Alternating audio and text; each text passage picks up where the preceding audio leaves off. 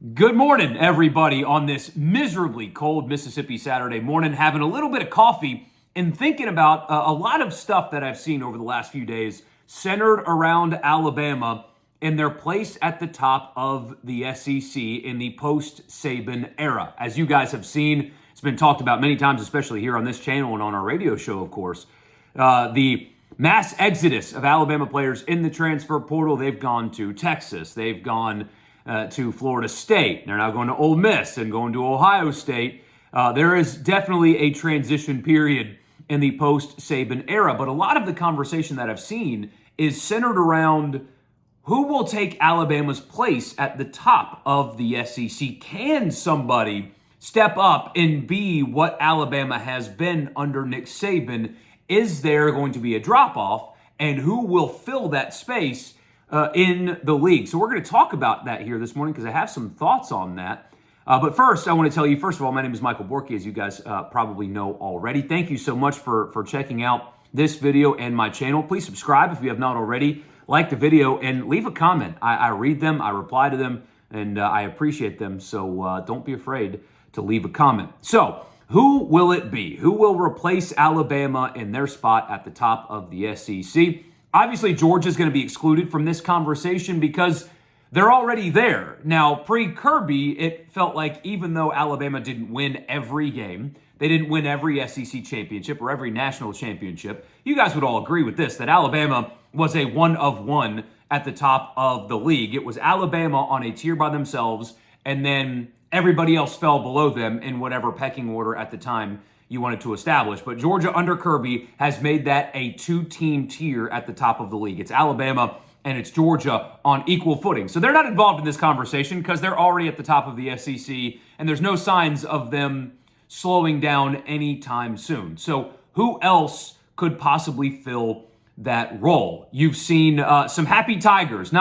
You've seen them in Auburn as well, but they're not involved in this conversation, and they won't be for quite some time, at least in my opinion. But you've seen some happy Tigers of the Louisiana variety. They are pretty fired up about Saban's departure, and everybody else in the SEC is as well. But I've seen a lot of, whether it be people that cover the team or opinion people like me that are down there, really think that LSU is in prime position to fill that spot and kind of grab a foothold of the league alongside Georgia in Nick Saban's absence at Alabama. And if we're being honest, their staff hires on defense flexed some muscle. There's been some disappointment, and that's really underselling it on that side of the ball. And it's been weird to see LSU be so poor defensively because that's just very against their brand. And Brian Kelly has made some really impressive staff hires at coordinator and just the staff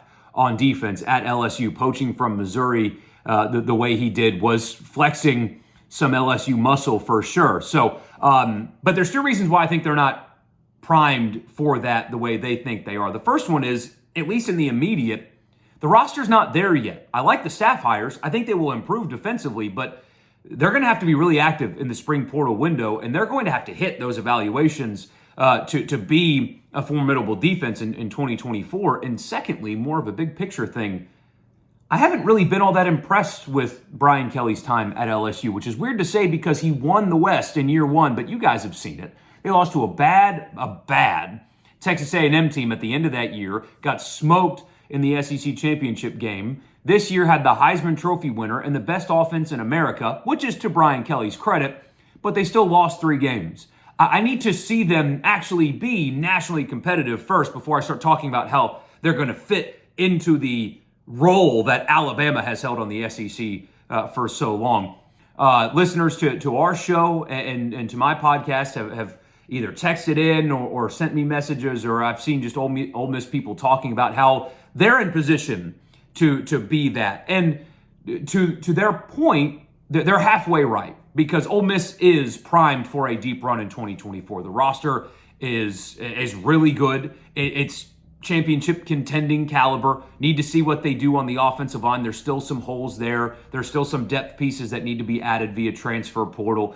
But you've got the quarterback returning, the experience on the offense. Obviously, Lane Kiffin returning a bunch on defense, portaled well already on defense. They're in prime position to make a deep run in 2024. And as a school, as a university, they are pulling the rope in the same direction. They're heavily invested in football in ways they never have been. The collective is good. Like, a lot of good things are happening with Ole Miss right now. They are moving themselves up a tier in the SEC. But before we start talking about them being at the top of the league, they need to win the league first. They need to compete for the championships, actually do that before we start talking about how they're going to fill in the Alabama void that is being left behind in Saban's absence. Missouri in a similar position to Ole Miss. They're heavily invested. They've got a good roster returning. They're portaling well. Win something first. Same thing with Texas A&M. I know they've got all the money, the big stadium, and whatnot, but can they win something first before we start talking about them becoming the next Alabama? We need to see one before we start talking about multiple. And you guys know Alabama people are convinced that they're just not going to miss a beat with a little bit of time. Everyone else will see that Alabama is not only not going anywhere, they're going to continue on this train of dominance, which I guess is possible. As you guys know, I really like Kalen DeBoer. I think he's a great hire. I think he's going to win games. I think he's going to compete for championships at Alabama. But you can't, on one hand, talk about how he's the greatest coach of all time, and on the other hand, talk about how the program's not going to take a step back after he leaves. That doesn't make any sense at all. And you're seeing already with the mass exodus of the transfer portal that Alabama is not why these guys went to Alabama necessarily. Nick Saban is why these guys went to Alabama. And so that's why I think the answer is nobody. Nobody will be Alabama, not just because the greatest coach of all time is no longer there, but I think this era does not allow for anybody to be Alabama. And Georgia would be a good counter to this, I suppose, because Kirby's done really well. He's got 2 national championships, but even Georgia's losing players to the transfer portal. Now, they're losing depth pieces. They're not losing starters in the way Alabama has, but still, even Georgia cannot just stockpile the talent and keep it there forever like you could in the pre-portal era. The answer is nobody is going to become the next Alabama, because I think it's impossible for anybody in this era to be what they were. I even think it's impossible for Georgia to do it, despite them really being they've been dominant and have adapted well to this era. I think still, though, you are going to see, you've already seen, and you're going to continue to see as level of a playing field as there has ever been in the SEC in the modern era of college football. You cannot stockpile talent anymore. Guys are not waiting around 3 years to play for anybody. If they don't play quickly, they're not sticking around. You've got programs like Ole Miss, like Missouri, not in the SEC, but like Louisville, that are heavily invested in getting quality players. You're seeing it in recruiting classes. Those players are spread out more than they ever been. And just wait now, with Saban gone, it's going to be even more. The portal is allowing middle and even lower tier teams in the SEC. Look at the quarterback that Vanderbilt just got. The playing field is more level than it's ever been. And because of that, this era, the current structure, as chaotic and crazy as it is, will not allow anybody, and that includes Alabama, to be dominant over a 15-plus year span the way they were under Nick Saban. So who will fill that void? Everybody and nobody at the same time. If you're just able to kind of look past the chaos and just appreciate the games and the teams for what they are come August, we have never seen a more competitive, or we will never see a more competitive than the one SEC than the one we're going to see in 2024. It's impossible for Alabama to continue this. It's impossible for anybody to do what Alabama just did. Buckle up. It's going to be a lot of fun. At least I think it is.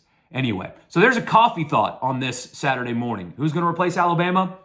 Nobody. Thank you, guys. We'll do a live stream Sunday night. So Sunday, what day is today? Sunday the 21st at 8 o'clock. We'll recap the basketball and NFL playoffs and stuff like that tomorrow night. See you guys then. Appreciate you. Thank you for tuning in, and I'll see you on the next one.